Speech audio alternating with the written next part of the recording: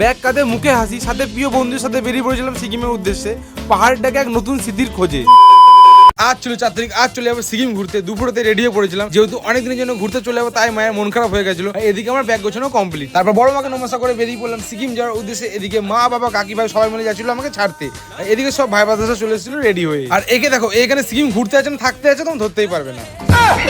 তারপর অটোতে বসে চলে আসলাম আমরা এয়ারপোর্ট, ওখান থেকে ফ্লাইট করে চলে আসলাম আমরা হাওড়া স্টেশনে। তারপর আমরা হাওড়া স্টেশনের ভিড় ঠেলে বাইরে বেরিয়ে ট্যাক্সি করে পৌঁছে গেলাম শিয়ালদা স্টেশনে। আর এখানে আমরা সবাই মিলে ব্যাগ বইতে বইতে হাঁপিয়ে গেছিলাম। আর আমাদের ট্রেন দাঁড়িয়েছিল 14 নম্বর প্ল্যাটফর্মে। আর আমার খুব মজা হচ্ছিল, এখানে প্রায় 1 বছর পর ঘুরতে এসেছি বন্ধুদের সাথে 13 দিনের জন্য, তাও আবার এত দূরে পাহাড়ের দেশে। ফাইনালি এত জার্নি করার পর পেয়ে গেছিলাম আমাদের সিট। তারপর ট্রেনে বসে ট্রেন ছাড়ার আগে আমি আর দীপ মিলে রাজু রানা পরোটা খাওয়া শুরু করে দিয়েছিলাম রাক্ষসের মতো। আর এদিকে স্বর্ণ খাচ্ছিল মাছ ভাত একটা লোকের থেকে খাবার চেয়ে।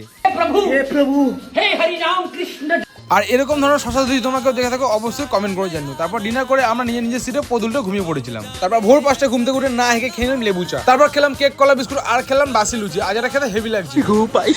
তারপর কিছুক্ষণ পরে আমাদের ট্রেন দাঁড়িয়েছিল নকশালবাড়ি। এখান থেকে যদি কেউ আমার ভিডিও দেখে থাকো অবশ্যই কমেন্ট করে জানিও। তারপর আমরা বাইরে সুন্দর ভিউ দেখতে পৌঁছে গেলাম শিলিগুড়ি স্টেশনে।